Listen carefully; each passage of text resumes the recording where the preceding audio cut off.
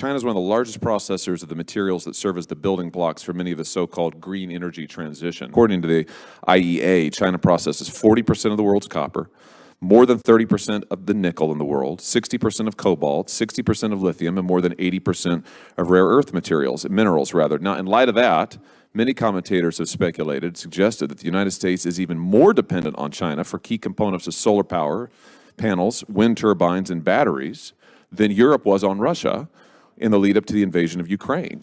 So I say again, in light of all of that, don't you think that this administration's climate agenda is making us more dependent on China while we lessen our reliance on our own domestic energy sources? I think you're absolutely right.